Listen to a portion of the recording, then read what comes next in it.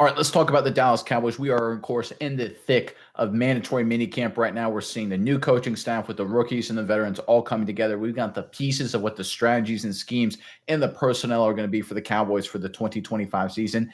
And there's one surprising rookie that's making a lot of noise. It looks like the Cowboys have a massive steal on their hands. We'll get to the latest in just 1 second. But first, I'm Nick. That is Andrew. And this is Saturday Morning Inspection.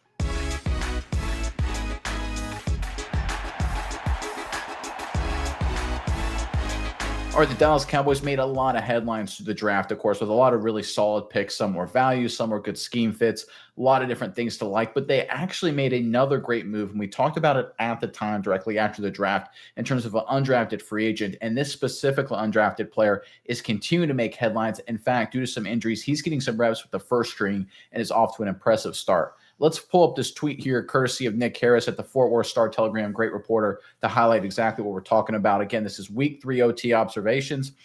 With Donovan Wilson and Malik Hooker both injured, the first team safeties during the team period were Wanye Thomas, a name everyone, of course, is familiar with, and undrafted free agent signing Elijah Clark. This is absolutely not bananas for anyone who's been following this, but for someone with an outside perspective, this seems surprising. Undrafted free agent, even with the two starters out with injuries, getting first string reps when we're into mandatory mini camps, week 3 OTAs, that does not seemingly bode well for the team unless this guy is a special player. And I think there's a lot of reasons to think Clark could be a massive steal. To kind of prove my point here, let's go into a screenshot here talking about his overview of his draft profile, courtesy of NFL.com, and just to read from you part of it here.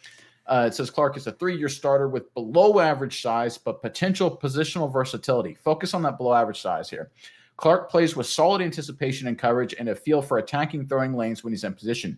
That's good. He lacks top end speed, but can line up over the slot. Okay, that's good. He's willing in run support, but feels small. Again, it's talking about he's size. He feels small. What the heck does that mean when taking on blocks or tackling? And that issue will become more pronounced as a pro.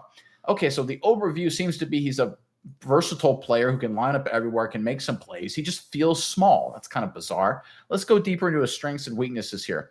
So his strengths, again, according to NFL.com, can play as a split safety or line up over the slot. Versatility, good eye balance between quarterback and receiver from off man. That's obviously important. Will undercut a route for the chance to make a play. Love to see that. Rallies hard and fast to the football and run support. Just what you need there. Has been a gunner and jammer on punt cover and return teams. So he's a special teams guy. That's perfect as well. Okay, what's not to love? How about weaknesses? Limited ball production relative to his starting experience. Not exactly sure what that means. I guess they don't like the fact that he didn't have a million interceptions, but it's college. It's kind of funky there, but okay. Below average foot quickness and matching breaks. All right, that's fair. He's not the fastest in terms of shuttle time in the world.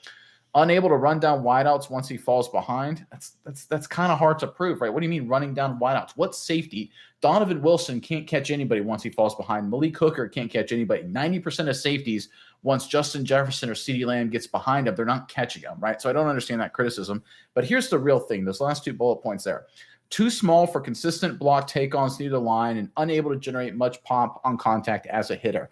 And those 2 points are what really, and we saw with the overview, is the real reason why Clark kept falling off the draft boards and all the way out of the draft in particular. Everyone said, kid's a good football player, 3-year starter, a lot of experience, a lot of things we like. He's versatile, special teams. He checks every box. He feels like he should have been a 4th, 5th round, maybe a 6th round pick, but he feels small. He feels undersized. And this happens all the time in the NFL draft, right? Guys that feel smallish, guys that feel undersized slide completely out of the draft when they should have been picked much earlier. Jay Ratliff, famously the Pro Bowl nose tackle for the Dallas Cowboys coming out of Auburn, fell to the 7th round. He was a great player in college because people didn't like his size, right? You look at, of course, Danny Woodhead made a great career. You look at the Amendolas and Edelmans if you're looking for slot wide receivers, the Wes Welkers, right? Guys that were overlooked despite being great football players fell in the draft because of their size. And the list goes on and on and on. And I think the Cowboys believe Elijah Clark, and they reportedly had a 5th, 6th round grade on him. They were really high. That's why they gave him a lot of money as an undrafted free agent. They've spent more money on him than they did on any other undrafted free agent to bring him down to Dallas.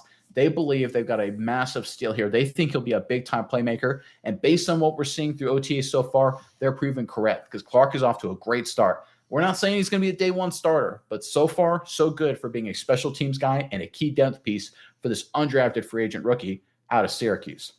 All right, Miles, I'm curious what your thoughts are on all of this. But first, Cowboys fans, in the comment section below. We're talking safeties, so I've got a question for you. Who is your favorite Cowboys safety of all time? And man, there's been a bunch. You've got Bill Bates, special teams ace safety, of course. You've got Charlie Waters, latter half of his career when he moved from corner to safety. You, of course, have Cliff Harris, phenomenal guy for the Dallas Cowboys for a very, very long time. Darren Woodson.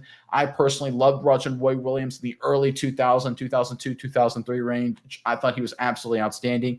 Give us your favorite Cowboys safety of all time. I'm sure I'm leaving out a bunch of them in the comment section below. But Mize, over to you now. What are your thoughts on the Dallas Cowboys, Elijah Clark, and just everything going on with this team right now? Yeah, Nate, I think this guy sounds like he's a great player. He has a lot to bring to this team, especially early on. When you're undrafted free agent, what are some things that you need to bring to the table? Obviously, he's not going to be the starter. We got to be a reliable backup. Already getting first team reps, that's pretty valuable experience for an undrafted free agent to be familiar with the defense.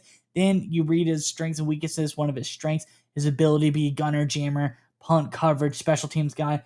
Two perfect things, valuable starting reps as a backup. Then you get a guy who's going to be good, a reliable special teams player on this team as well. So I think already he's shaping up to be a very valuable addition. Like you said, not going to be a day one starter. No one expects an undrafted free agent guy to be an day one starter. If they are, that's a great, surprise, a great, gift that you receive, but that's nothing that you can expect. But the one thing I want to get on, and it's because you brought it up so much, it really brings to my attention. They say, how he feels small, looks small, small. That's the word that gets thrown around here a lot. He's not really that small, though, so I don't get the criticism. You look at Elijah Clark, this guy, remember, coming from college to the pros, so everyone knows a good offseason program. There's no reason you can't put on 10 pounds in an offseason or something like that as a guy. So this guy, 6'1", 187 pounds. You look at Wilson, he's 6 foot, 204 pounds. You look at Malik Hooker, he's 6'2", 212. So they got like 10, 20 pounds on him. When you're talking about Hooker, a little bit bigger, Wilson a little bit smaller. Elijah's got an inch on Wilson, maybe needs to gain 10 more pounds, but I don't think that's unreasonable. We're not talking about a 150-pound safety out there that, is doing all these great plays, but yet he is incredibly undersized. I think he's pretty close as far as a reasonable amount of weight this guy can gain to be an NFL level, NFL caliber size safety. So I think the Cowboys got a good one here. I think this guy sounds like a great player. Sounds like he can bring a lot to the table for this team. His size, I don't think it should be as big of a deal as people are making it out to be. It honestly, quite frankly, seems like they're looking at guys, but Syracuse safety Elijah Clark, what's something that we can talk about that is negative for him? It's too small. So they go on there. So overall, I think this guy sounds good. All of the reports early on, he's getting in. First team reps, love that. I think bring a lot to the table. This is a great pickup for the Cowboys so far.